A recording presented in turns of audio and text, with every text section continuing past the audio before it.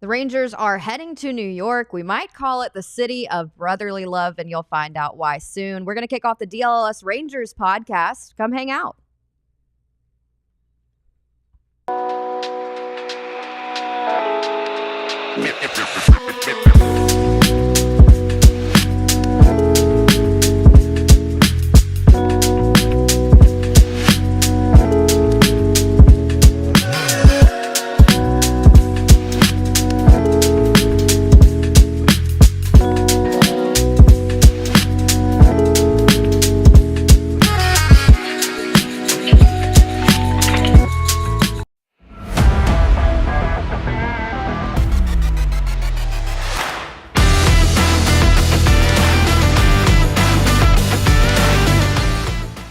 Everybody, and welcome into the DLLS Rangers podcast. Abby Jones, great to be with you. Jeff Wilson joining us, and we've got Elijah the Prophet. What a day in this studio. These might be the best numbers that we will see from our shows. On the Dallas Mavs show, we had Jason Kidd, head coach of the Dallas Mavericks, join, and then we had three-time Super Bowl champ Nate Newton and VP of Player Personnel for the Dallas Cowboys, Will McClay, join the DLLS Cowboys show. And Stars are in the Western Conference Finals, so it's a good time and a great Monday here in the studios. Yeah, all of our potential guests are traveling today. So, like the Rangers, they traveled last night. The Friscos and the Round Rocks are traveling. So, Mondays aren't good days for Rangers guests. So, I kind of feel bad, but it's just the way it is. You get us. But hey, we're enough. Oh man! All right, so the Rangers end a homestand 5-2. They're above 500 now. The AL West, still itching their way up. We're going to get into the weekend rivalries as the Angels swept the Dodgers. That was a big one. That was a big one. But, we're heading into a very big series against the New York Yankees. We're going to get into all of that soon. But it's been 2 weeks now since the Rangers released Donnie Ecker, hitting coach of the Rangers, and hired Bret Boone, brothers of Aaron Boone, the manager of the Yankees. Let's talk about what we've seen in these past 2 weeks. Well, I think, it's starting, the grace period, the honeymoon, if you will, is kind of ending. I think Bruce Bochy, I asked him yesterday, he said 2 or 3 weeks, to kind of get his feet wet. Well, we're at 2 weeks. Tomorrow's today he was hired. 2 weeks ago today he was hired on the off day in Boston.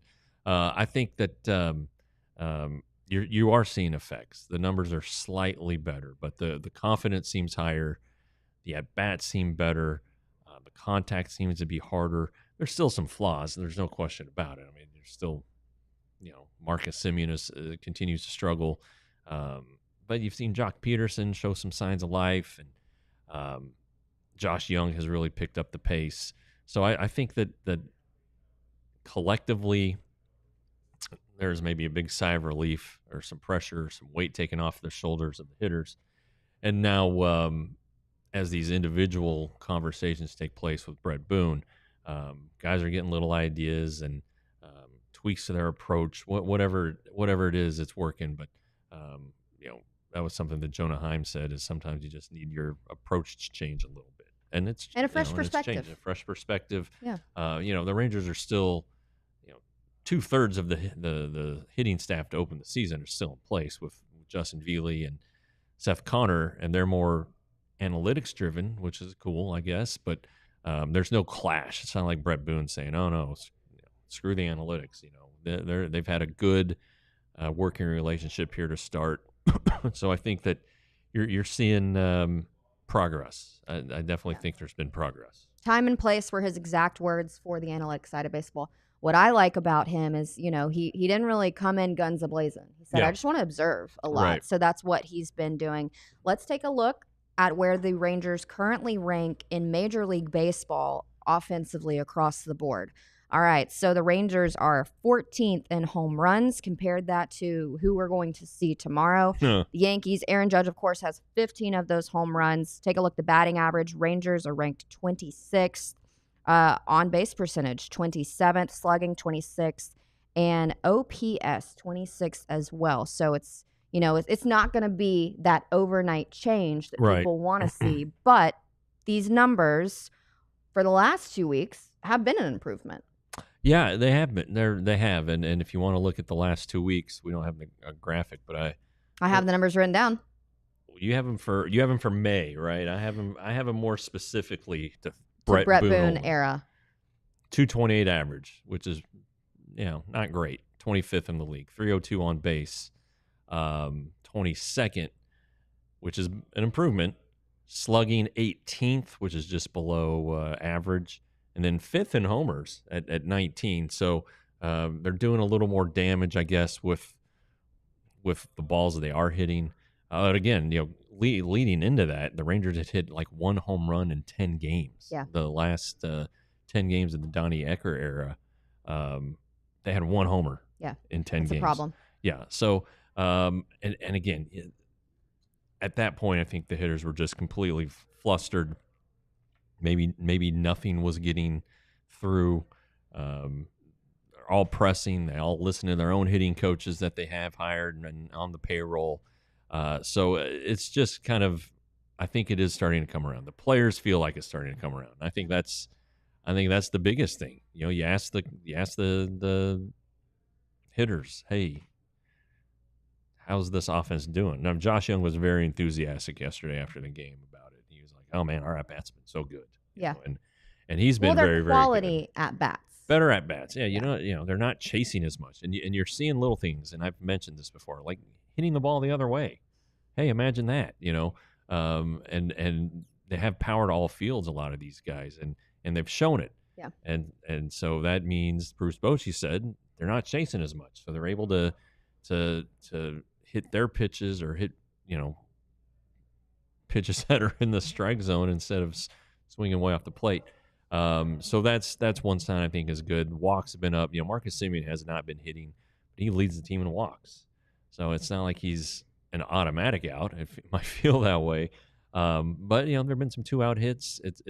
They've had some sustained rallies. They're hanging more crooked numbers, if you will, like that the inning yesterday when they scored 3 runs. It was the only time they scored. Mm-hmm. So that's a problem. Not continuing to add on, but it was single.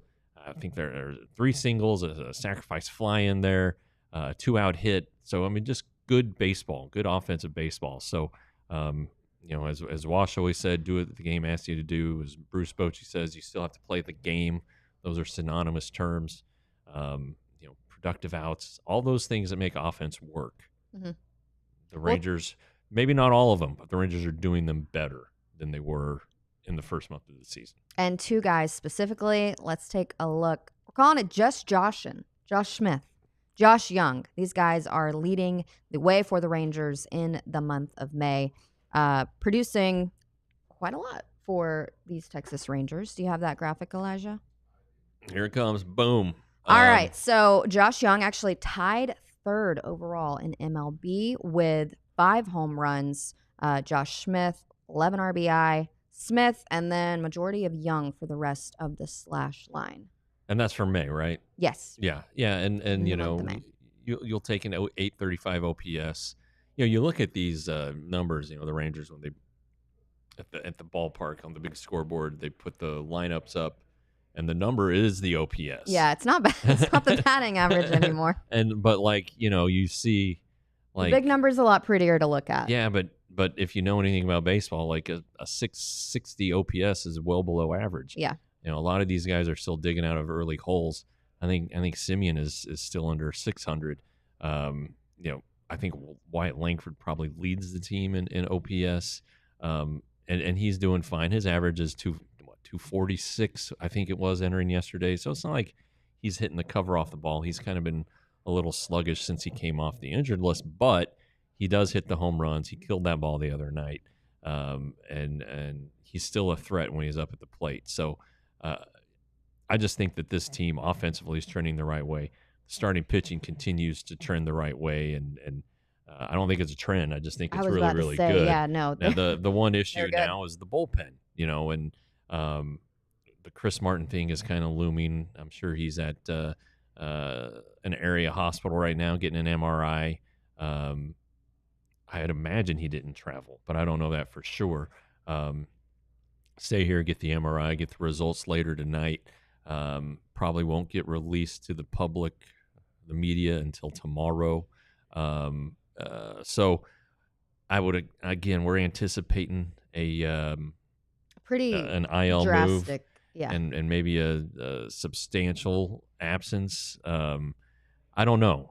He was not in the clubhouse yesterday after the game, unlike the other day when he left with the elbow injury. So that's maybe that's a sign. Mhm. He was so mad yesterday. I don't know that I've ever seen a guy react like that, just cursing and screaming in his glove, and you kind of felt for him in the moment. He's 38. He turns 39 on June 2nd, sometime in June. And so he's talked about retirement, or it's been talked about by the Boston media last year. He said he never said he was going to retire. He told us before the season, as long as I've got bullets and I feel like I can still go out there and do it, I'm gonna do it. So this is a potential setback. And again, there's so much that happens in that shoulder. There's the obliques, intercostals, and subscapularis, and teres major, teres minor. All these things I've learned since becoming a Rangers beat writer. You kind of have to have there's a degree the of labrum, some of course, sort, yeah. and the rotator cuff, the big ones.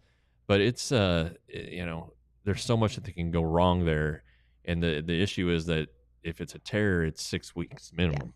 So 6 weeks no throw, and so then you got to build back up. Now, fortunately, you're a reliever, and it doesn't take as long to build back up. But I'm suspecting that this isn't going to be good news. Yeah. I think his luck ran out on his elbow the other night. I do agree. One thing I want to touch on with the offense is, these records with and without Seager. Seager's placed on the 10-day IL May 11th. When Seager's in, the Rangers are 15. This was a few days ago, so I need to update the stats, but still worth talking about. Rangers are, when Seager's in, 15 and 11. Seager's out 4 and 10. That number may change a little bit as he's been out lately, but this is a really big series where you really wish that MVP was. Well, you're right, and that's kind of the one thing that Bret Boone, when I talked to him the other day, he's like, I was like, hey, he's like, I don't want to get credit for this. I was like, all right, well, you guys are 7-3 since you were hired. He goes, oh, really? I was like, yeah. And he goes, well, things are getting better. And he said, and we're doing it without our Aaron Judge. And he goes, well, I can't compare anybody to Aaron Judge, but we're doing it without our big guy. So when the big guy comes back in, that's going to change everything. You saw it in just the 5 or 6 games he played off the injured list, what a difference it makes when he's in there. So talked to him yesterday. If you missed the post-game show, he ran yesterday for the first time. Looked okay. He said he felt okay. He has not hit yet, and the hitting is what was giving him the problem this go round. So he does not expect to be back. At the minimum 10 days. So it's probably going to be a couple weeks from when he went on the IL, which was what? May 11th. May 11th. So, and let's say you had 15. That's May 26th. So that gets you into, that's next Monday. So maybe that's when he can come back. But they want to get it right, and he wants to get it right. Daniel M. says they've won 7 of their last 8 without Seager. Well, there you go. How about that? Trending in the right directions. There you go. There you go. So, well, one thing about Bret Boone is he's just baseball mind. I mean, this guy lives, eats, breathes, sleeps baseball. So guess how he's spending his off day in New York?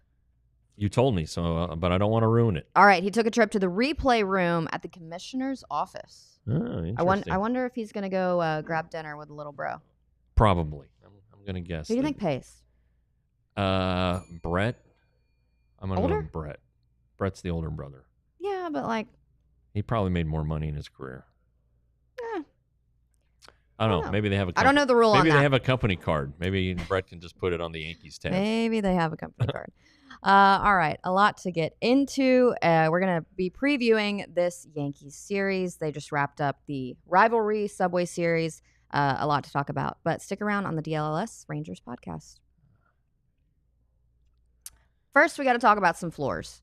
Ooh, you know who loves floors? Tim Cato. Tim Cato does, yes. Tim Cato loves floors. I just moved into a new apartment. Ooh, So fancy. luckily, I don't have to deal with, the picking out floors. And Yeah. I imagine that'd be a pretty hard process. You got It's to make sure it involved. match the cabinets and all the things. But Empire Today is the go-to shop. They just do floors. So when you're going there, you're not going to get scammed into, the whole 9 yards. You're going there for floors. They're the experts with floors. They also have this feature you can take out your smartphone and kind of virtually see what you're getting before you buy it. Floors are pretty expensive, I would imagine. So you want to make sure that you're getting exactly what you want. You can do that with Empire Today. We've got a $350 code for you, and you're going to want that. Like I mentioned, the floors are not cheap. So $350 off is pretty generous. So use the code DLLS. Restrictions may apply. Visit EmpireToday/DLLS for full details. Yeah, and go ahead and just parlay that 350 you're saving and with Sleeper. Sleeper is my favorite daily picks app. They're known as the fantasy world, but now they're doing daily picks too. And if you use the code DLLS, they will match up to $100 on your first deposit. Yesterday, I ended up making $2. Yeah, I hit a baseball and lost a couple others. I tell you what, it can be tricky, I had Jokic getting 10 rebounds, in that game, but it was a blowout and he sat the fourth quarter. So blowouts are not your friend, at least when your team is your guys on the losing team. Even the winning team, it's not really your friend. But anyway, enough of that. Go to download the Sleeper app, use the code DLLS Rangers, and they will match up to $100 on your first deposit. Free money, folks. We love it. All right. We have a graphic of probable starting pitchers for the Yankees. Let's go ahead and take a look. I'm liking what I'm seeing, Jeff. Yeah, the pitching matchup certainly seems to favor the Rangers with Corbin, who's just he's kind of the little engine that could. He really is. DeGrom, terrific. Evaldi is very good, obviously. It'll be interesting. I think this is DeGrom's first time pitching in New York since he left the Mets, so he may have a little extra hubbub to put up with. And then the Rangers go to Citi Field in September to face the Mets, so that'll be another headache for him. But yeah, they sure seem to have the edge there. However, the Rangers aren't very good offensively against left-handers again, and you see Ryan Yarbrough and the guy on my fantasy team who's walks a lot of guys, but is winning games. Carlos Rodon. It could be the Rangers will have their hands full that day because that means Josh Smith may sit one of those games. He sat out Sunday against Framber Valdez, so be interesting to see how that shakes out lineup wise. And then Yarbrough's just he doesn't throw very hard, but he changes speeds a lot and does a lot of weird stuff. So we'll just let him play out. But I think the right-hander thing, you worry that left-handed hitters at Yankee Stadium will use that short porch against right-handers. It's not like the ball doesn't carry to left field there though. So I'm not sure that the ballpark factors are as big in a deal if it's a good right-hander. But the Yankees' best hitters are right-handed, I believe. Judge, and they don't have Soto anymore, and Paul Goldschmidt, who had a great season, bounce back season. Gosh, yeah. good start this year. Yeah. So anyway, but yeah, and then you throw in the offense. I guess we're gonna have the Bret Boone storyline for a day, which Bret wasn't too thrilled about. He doesn't like to be the center of attention. Maybe at least when he's in uniform. He does host a podcast, so I thought that was an interesting dichotomy there. But if it makes money, it makes sense. Yeah, but I think I think he wants the players to be getting the credit. He doesn't want anything. He doesn't want any credit. Let's say that. Doesn't want any credit. But he's going to get it for tomorrow. And USA Today has already written a story about it. And I'm sure that the folks in New York covering the series for the Rangers this time will have a little note on it. I have something I could crank out if I needed to, but anyway, I'm looking forward to watching the Rangers in another series against a good team.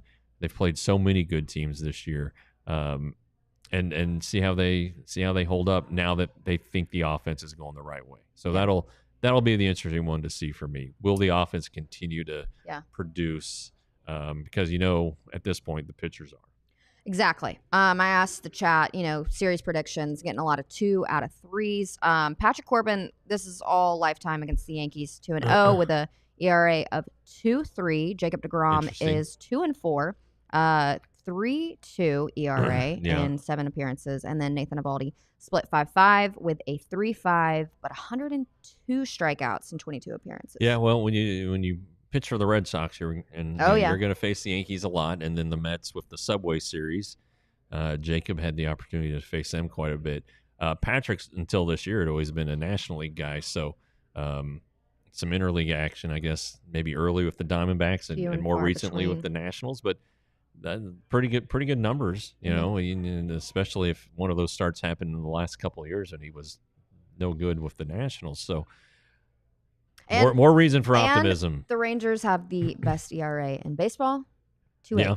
So I'm liking the numbers there. Yesterday's game, Boch put out a righty exclusive lineup. So he said he was kind of hesitant to do that. What's your thoughts on that? And then, like you mentioned, going into this matchup against the Yankees. Well, you got to do whatever you can to get the offense going. I think it's pretty standard now that the both catchers will be in the lineup against lefties, one at DH. I think yesterday, though, Garcia DH because he got a day off his feet. And I saw a comment in there, maybe from Daniel. I'm ready for Garcia to be the everyday DH at this point and get rid of Peterson.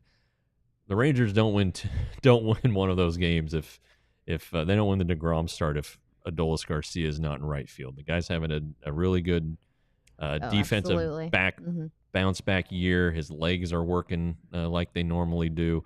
He's just making great catches and really good plays. And they do not test his arm. I mean, they're just runners do not test that arm. Going first to third. If it's hit to right field, they are not going. So that's a pretty good weapon to have. Even when he's not good offensively, and you can make an argument that he hasn't been good offensively. I mean, make a really strong argument. He hasn't been good offensively this year.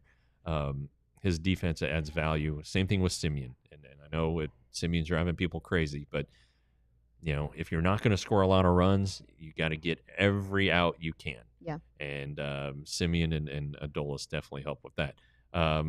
Jock, he hit the home run. What was it, Saturday? And he's getting those walks. So he draws walks. 11 in the last 11 games. He does have some weird at bats.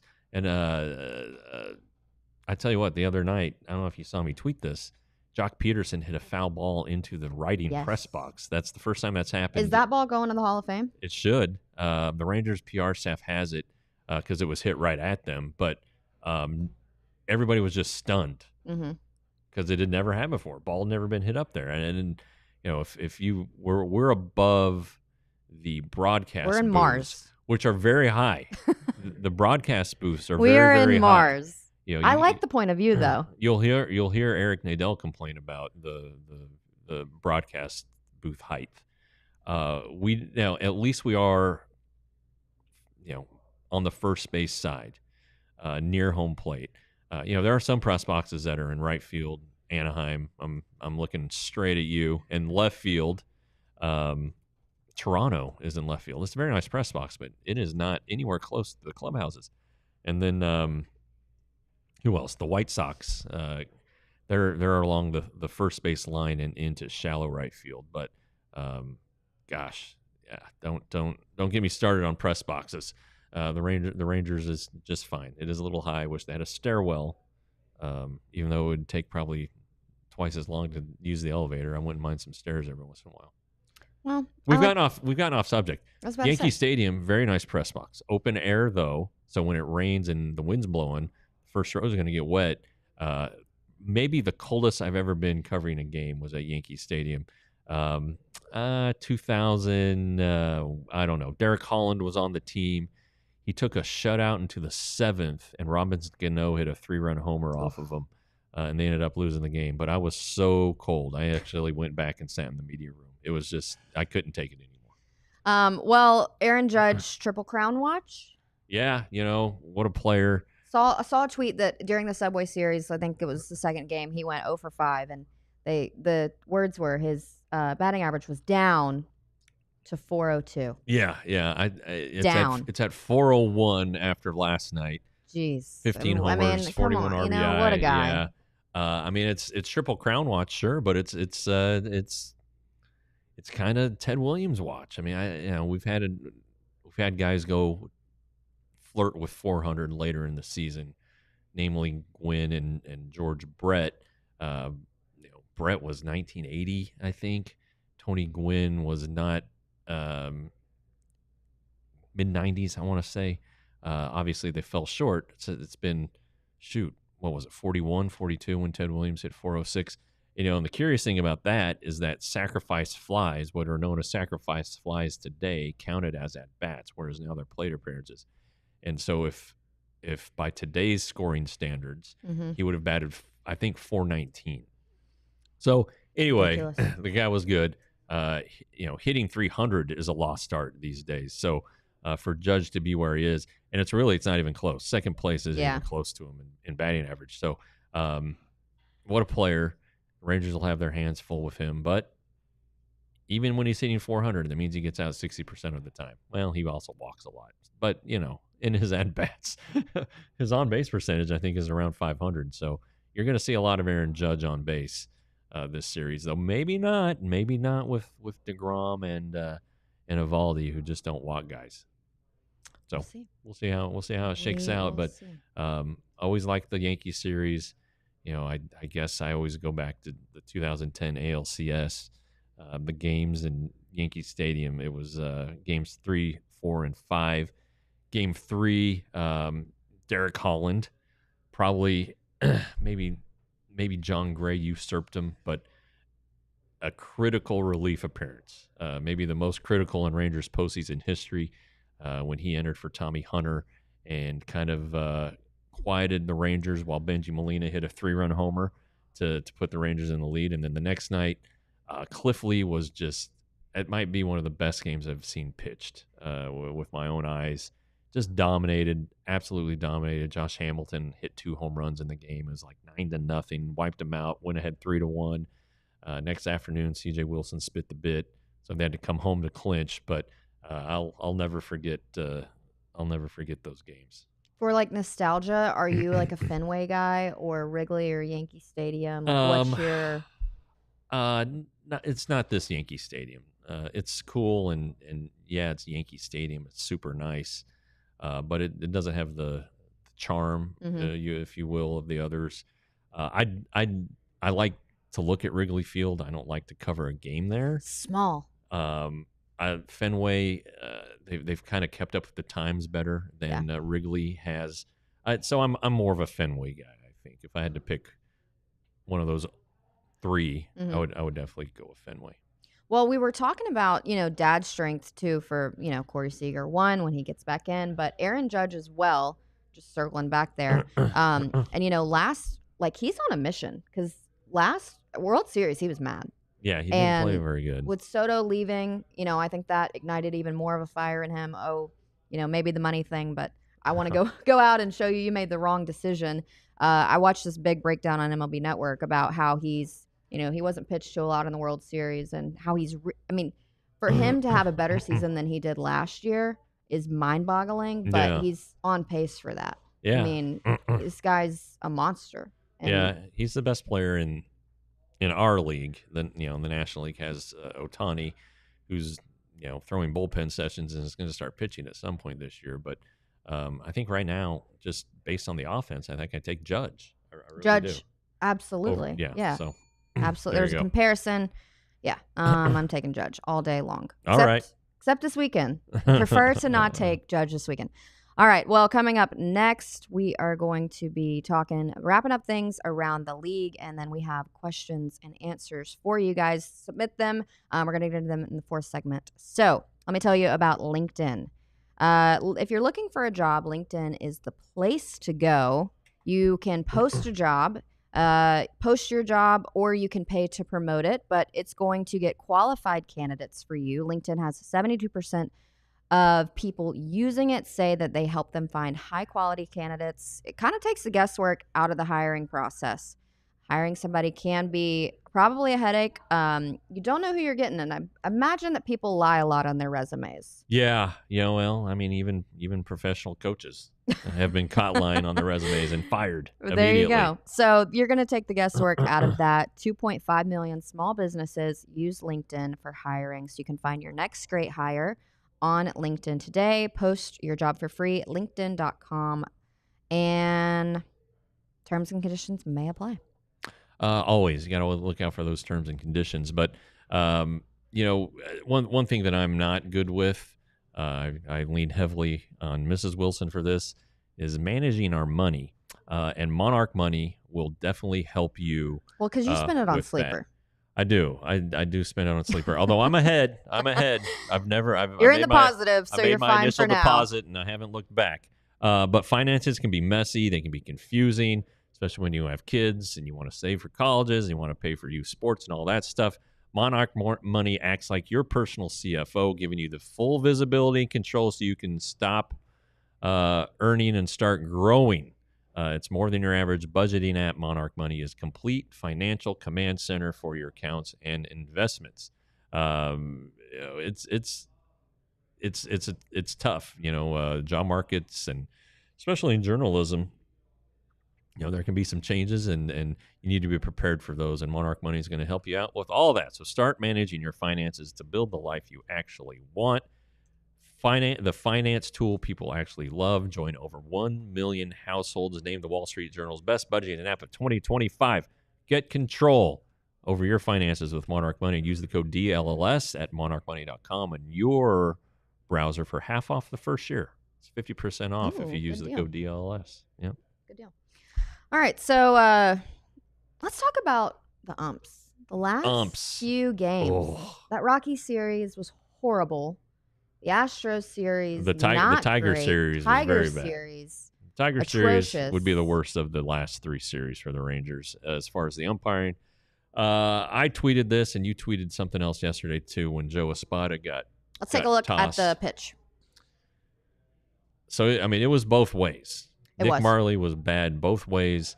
So he was at least consistent in that regard. But that was that strike that was called there. The number 2, it appeared to be very obvious below the zone to the naked eye. Nick Marley called it a strike, and Joe Espada went ballistic. I don't know. He's going to have to pay a fine, but it was pretty blatant. The at bat in the 8th inning. I don't know if you guys follow Ump's Scorecard on Twitter, but Nick Marley did not acquit himself nicely, at least on that. And the two most egregious missed calls were in Jack Leiter's last at bat to Cam Smith. Mm-hmm. If you looked at the MLB.com game day strike zone box, all 6 pitches were strikes. All right, one was a very borderline, but there were 2 missed strike calls in that at bat that changed everything. Cam Smith should have struck out twice. Yeah. Instead, he ends up flaring a single into center and put runner at first and second with no outs instead of just a runner at first and 1 out. And the rest is history. So I don't like blaming umpires. There's so much that unfolds during a game. Jonah Heim got thrown out at third on a really poor base running decision. So I think that you can definitely point to all parts of a ball game as to why a team lost. But this one was very egregious and very instrumental in the outcome of the game. And there's a story that Ken Rosenthal and Jason Stark have written at The Athletic that I retweeted on my Twitter account that talks about the challenge system and the robot umps and how it's flawed and it's not 100% accurate. And so players are wondering, well, if it's not 100%, if it's only 99, but humans aren't. We want it 100% accurate. Humans are not 100% accurate, and they're probably about 95% accurate. Yeah. The challenge system's got to be in there, and maybe it's going to take some more fine tuning to get it accurate, to reduce the margin of error in the Hawkeye system, which is used in tennis. It's going to be used in the NFL this year for marking. Tennis has some good replay features. Yeah. So I think that I think you need it for situations like this. So maybe Jonah Heim challenges the first missed strike. All right, that changes the at bat entirely. Yeah. Cam Smith was batting ninth. He's not their number one hitter, right? He's not their cleanup hitter. He's their number 9 hole hitter. Changes everything. Gives the advantage to Jack Leiter, who, again, in that at bat threw 6 strikes. Yeah. Did not get a strike. And his outing was masterful. It was very, very good. I mean, the stat line doesn't reflect that really it. Spoiled it. Yeah. So I agree with you there. Are you out on the robo-ump? I like the challenge system. Okay. Not everybody in spring training got to use it, because it was only in parks where teams shared facilities, and there are fewer of those in Florida than in Arizona. So not a lot of the Grapefruit League teams got it. But I saw in that story that of the calls that were challenged in spring training, it was slightly more than half were overturned. Mm-hmm. So, half the time the player's right, half the time the umpire's right. But I just think if the technology's there, even if it's at 99%, you got to do it. You got to try. Yeah. It was funny, though, because Espinada, that was like his 6th time getting thrown out in his career. Bochy's number is up there. Yeah. But if you have the 6th most wins of all time as a manager, I mean, you're going to get thrown out a lot. Yeah. You're around long enough, you're going to see enough and be tossed. But I think Bobby Cox is still the all-time leader. All-time leader? Yeah. Is that a record you'd want to have? I don't know. Maybe. Fight for your guys. Yeah. Maybe. I don't know. I'm sure the Braves paid the fines for him a few times and so on and so forth. But the fines get more expensive with each one. Oh, of course. Yeah. So anyway, all right. Bobby is probably paying pretty heavy there at the end. Let's talk about the rivalry weekend. Oh yeah. Fun weekend in sports, no doubt about that. And a lot of good storylines too. I mean, we talked about the Subway Series with Soto playing the Yankees. But one that was very important for the AL West, Dodgers and Angels. Yeah, that was interesting. The Angels pulled off the sweep. And also pretty important for the Rangers was that the Mariners swept the Padres. So that's a pretty big deal. And both those NL West teams were really good. That NL West, you just keep looking at it. The Giants are playing well again, so they're right back in the thick of it.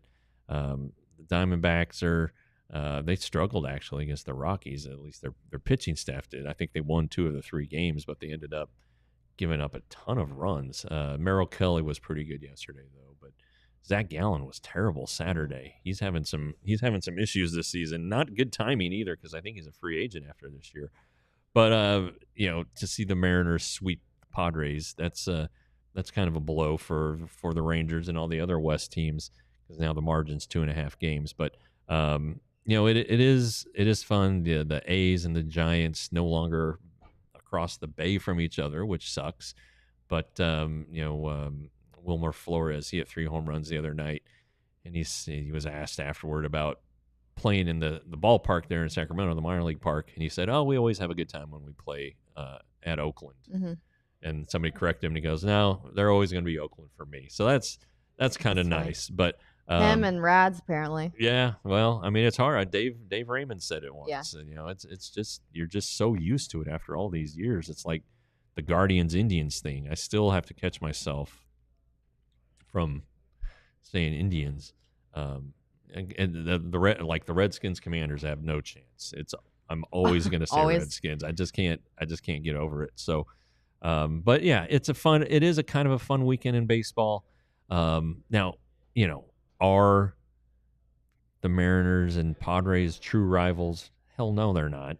Are the Yankees and the Mets, the Subway Series? I'd say the Yankees Red Sox is bigger than that. Bigger rivalry, but it's a division. It's been a division matchup for 100 years. So they can't. I just think they want to give people in New York something to fight about.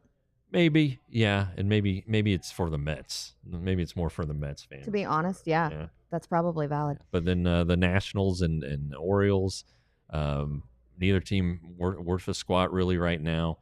If you missed the show yesterday, we talked about the trouble the Orioles are having. Their last place, they canned their manager. They released our buddy Kyle Gibson and trying to get that turned around. So there's a lot of interesting rivalries you don't necessarily think of as rivalries. But those two teams, they have a dispute about their TV deal and who can watch it and who can't.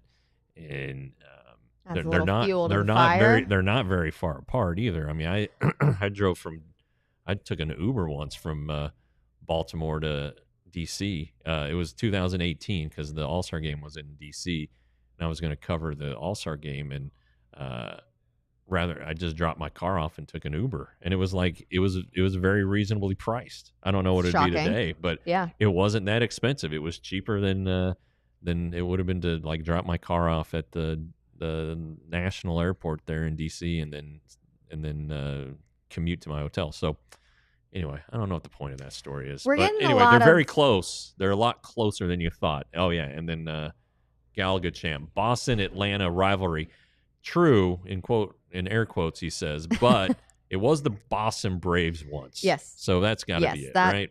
Yes. Also, we're getting a lot of Mariners winning the division. Noted, everybody.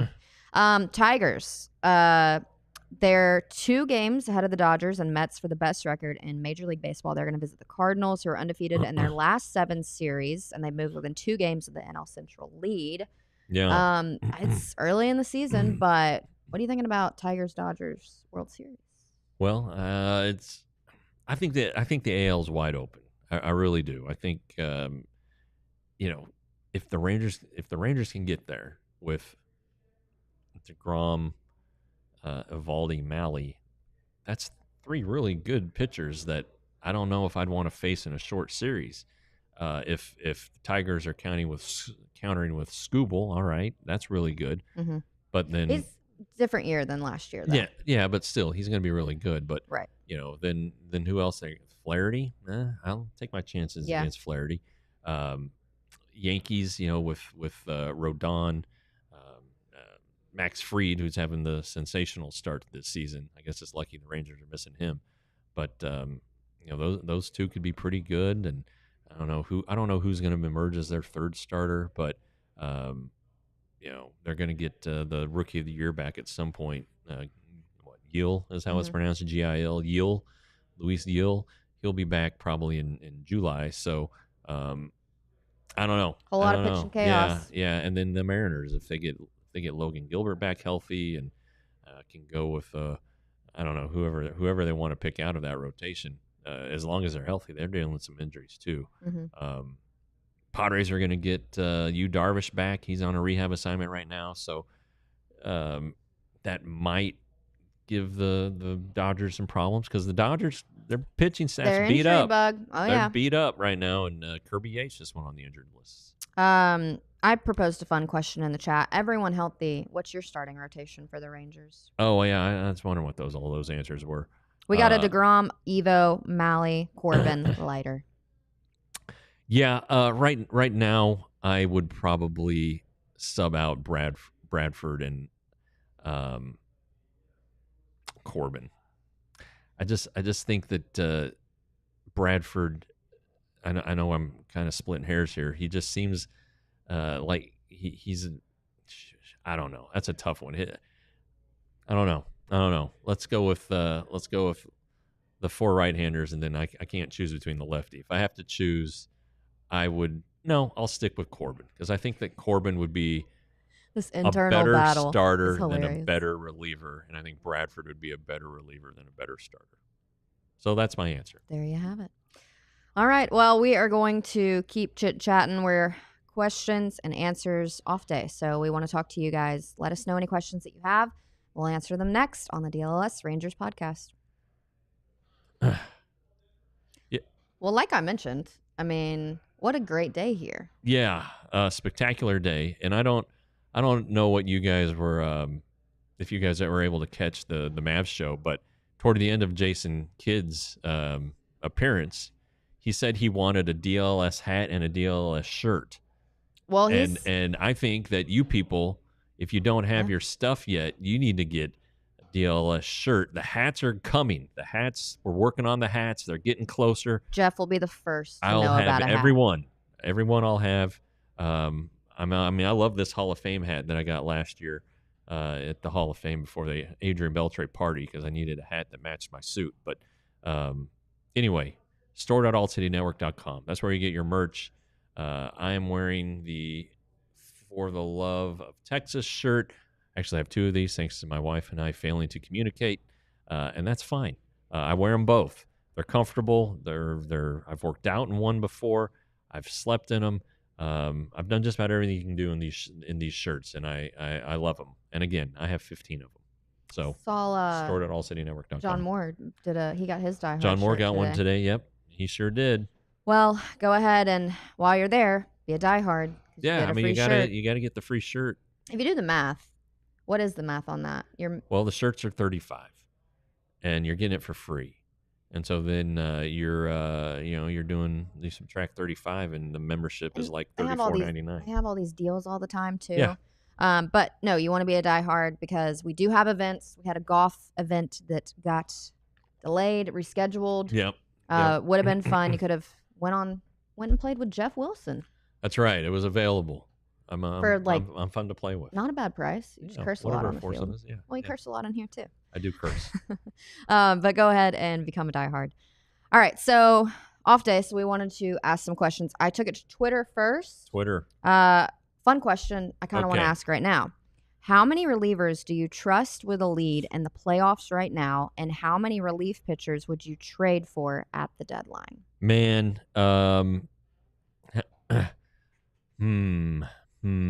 trust them how? Like trust them to close a game? Is that the question? Yeah, I'm gonna go with that kind of situation. Well, I think at this point the Rangers would have to do matchups. I think they'd have to play matchups.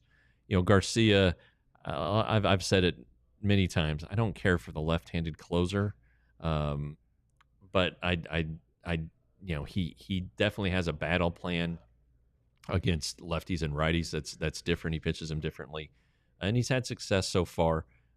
Yesterday, notwithstanding, Luke Jackson came back and had a nice outing yesterday. He really. Everybody has to command their fastball to make their off-speed pitches work, but his curveball can be really, really good. I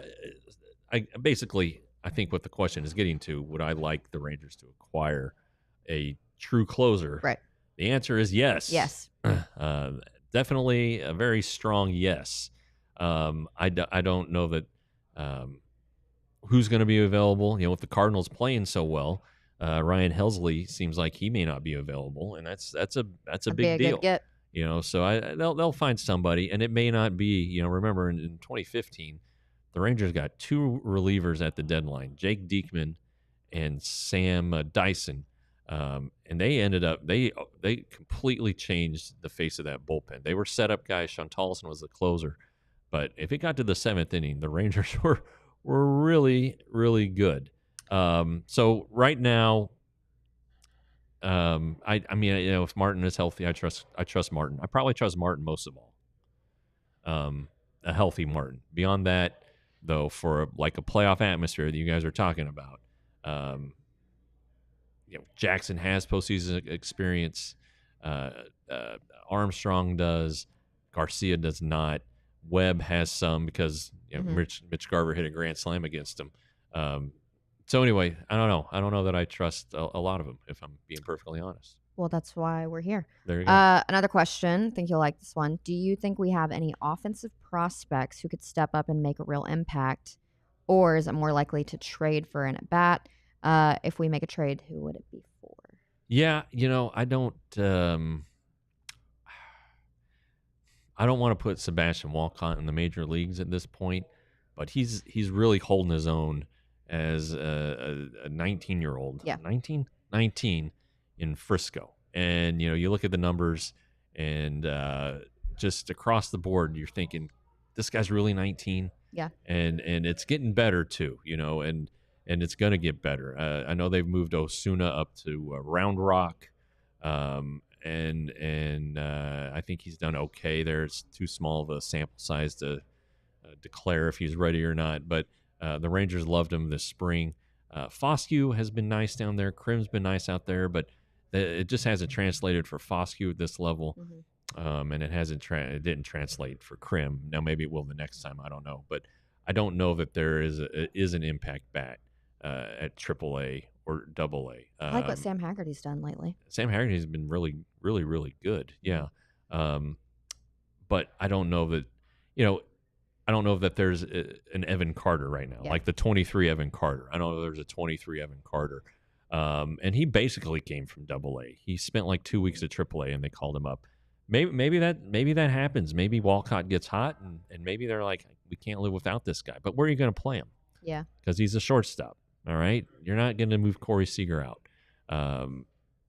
They talk about, well, he's going to be a right fielder. Well, we just talked about how great Adolis has been. Adolis. Defensively, you don't want to put some guy out there that's never played the position.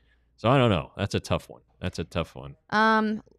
A long way away, but Spores will be back in like July. He says the worst case scenario for his return is August 1st. He wants to be back before the All-Star break. He is throwing bullpens right now. So is Bradford. John Gray is not throwing bullpens, but he is throwing. John Gray's a guy who is going to be interesting. I know his name was thrown around our chat. For the bullpen. Okay, so if let's take your rotation question further. If the 5 current guys in the rotation, plus Rocker, plus Bradford, plus Gray, are all healthy, what are you going to do? Because you can't have an 8-man rotation. And I don't think Rocker's built for relief. You think Boch does 6? No. No, because if you're in contention, you need DeGrom and Evaldi, and at this point, Malley to pitch as often as possible. So I would say that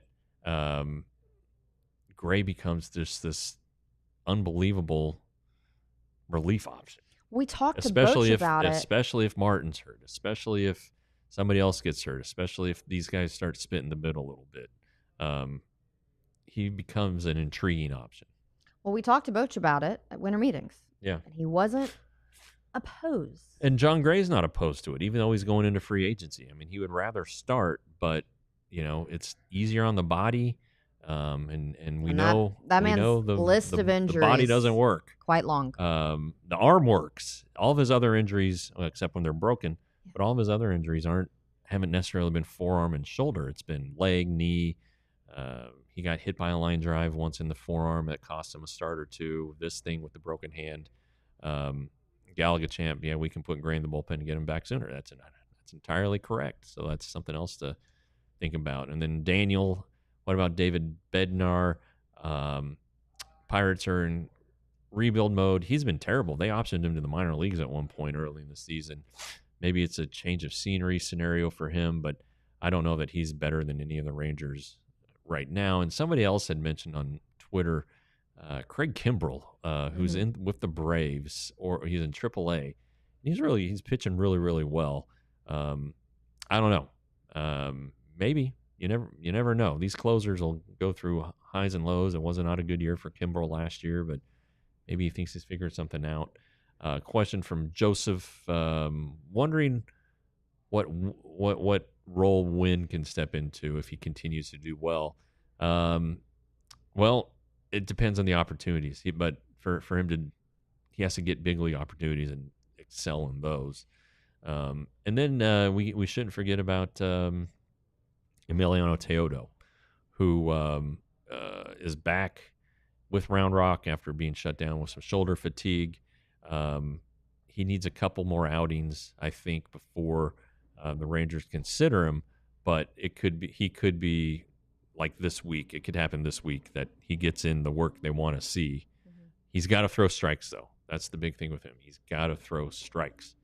And then all the way at the beginning, Elijah, we had the question from our man down under. Where is it? Oh, it's Dino. There it is. Chris Stratton, guy who the Rangers traded for with Jordan Montgomery in 23, just got released by the Royals. I don't know. I don't know if they'd make a claim on that. I haven't seen what his stuff is like this year. Apparently, it's not very good. If a Apparently. contending team is looking to part ways with him, but the Rangers could use another experienced option. That's for sure. So I don't know. What are your thoughts on Rocker in the pen? No, I'm against Rocker in the bullpen. I don't think it serves him well as a somebody who's, again, in his first full season back from Tommy John, still trying to figure out some stuff. So I don't think I like him there. I'd rather him be starting at AAA. But we'll need to see what it looks like when he comes back. What adjustments he was able to make.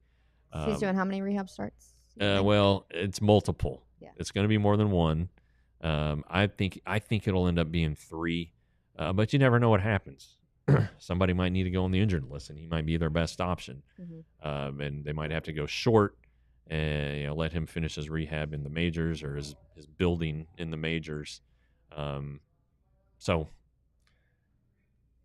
that's another question that's going to pop up here in a couple weeks. Well, what do you do with Kumar Rocker? And AAA might be a real thing for him, especially if Corbin's getting outs and still pitching well, and if Leiter has, he put together 2 good starts on the homestand.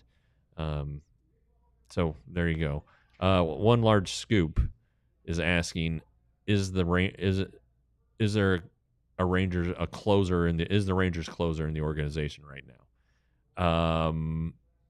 I don't know. Gray maybe. I don't know that Teodo, they could throw that on him, I guess. Kind of like Neftali Feliz had it thrown on him, but Feliz had it thrown on him in April of 2010, not in October, not in July or August or September.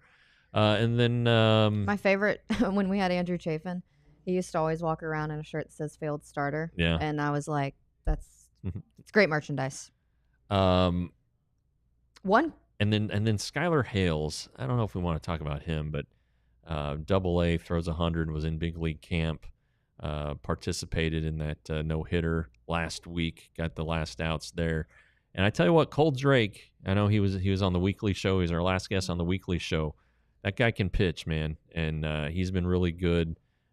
Good stuff. Mitch Bratt, another lefty, different pitchers, but Mitch Bratt's a premium strike thrower. I would suspect that he's due for a promotion pretty soon because he was at AA last year too. But if we want to go down to the AA, think about those guys. They're maybe options. You are the minor league encyclopedia for us.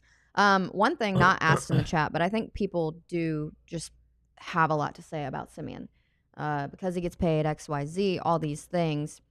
If you could share some perspective to a Rangers fan, or let's have that conversation of what is it going to take for Semien to click? Do you think when Seager's back, that 1-2 punch is that's something that he needs to elevate his game? Like, it's I guess if you're looking to be comforted, we can go back to his first year in 22. He didn't hit his first home run of the season until May 28th.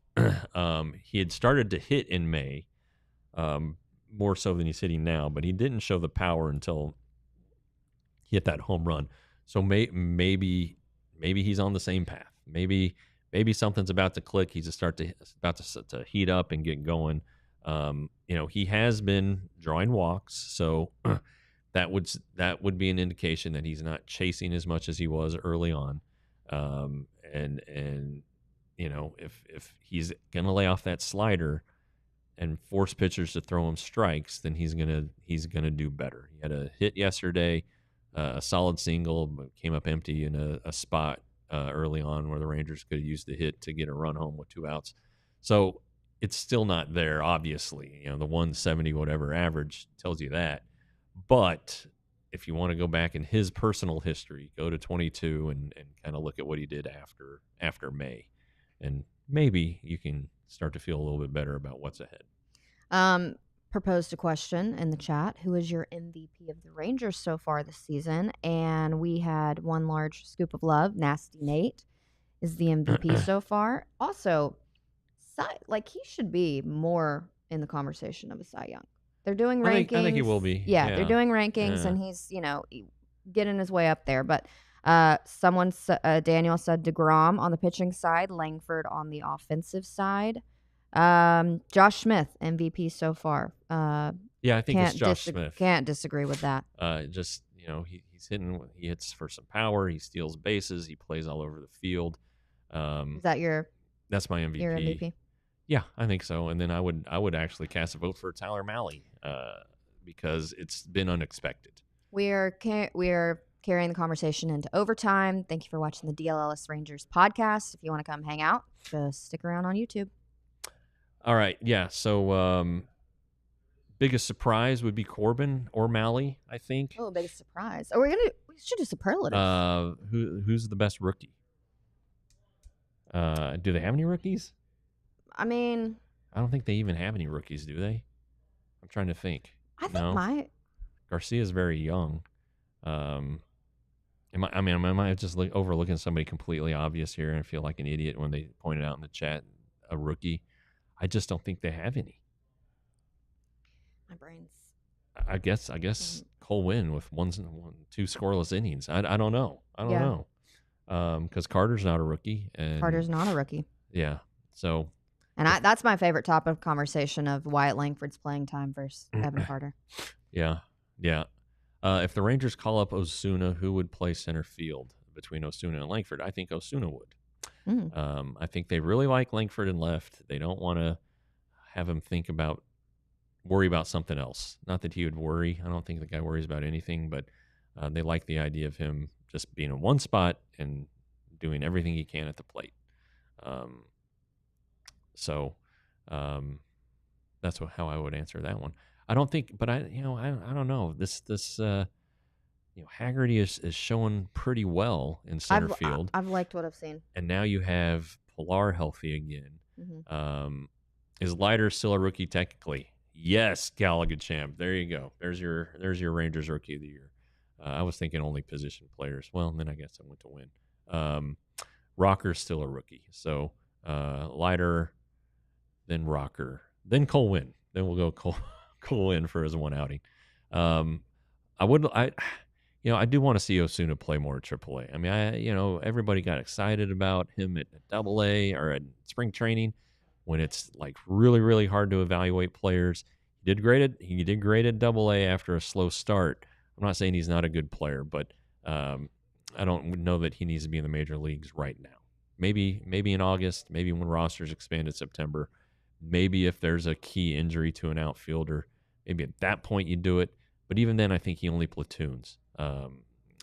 So we'll see how that plays out. But right now, I think the Rangers have the oldest roster in baseball. I think they have the oldest team in baseball. Really?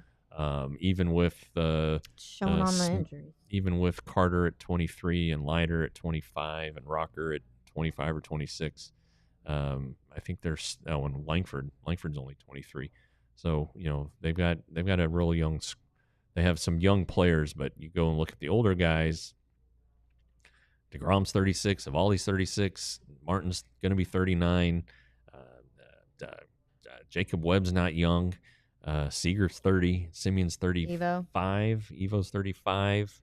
Maybe Simeon's not 35 yet, but Simeon's younger than I. And Adolis is older than you think because of the whole Cuba stuff. Yep. So yeah, there are some older guys on this team, but anyway. Well, it's gonna be a fun few days. We're just talking. We're just chatting now. Yeah. It's gonna be a fun few days in New York. Come on, hang out tomorrow. We're gonna be setting up the series. John Radigan will be back. And what time are we tomorrow? 1 o'clock tomorrow. 1 o'clock Wednesday. Post game show Thursday. Then off Friday. Abby and John on Sunday. We'll be off Memorial Day, and then back at it. Nice. Back at it. Memorial Day is that soon. All right. It's Monday. Yeah, all right. Next Monday. Well, thanks for hanging out on the DLLS Rangers podcast. We'll see you guys next time. We all silly like the mayor.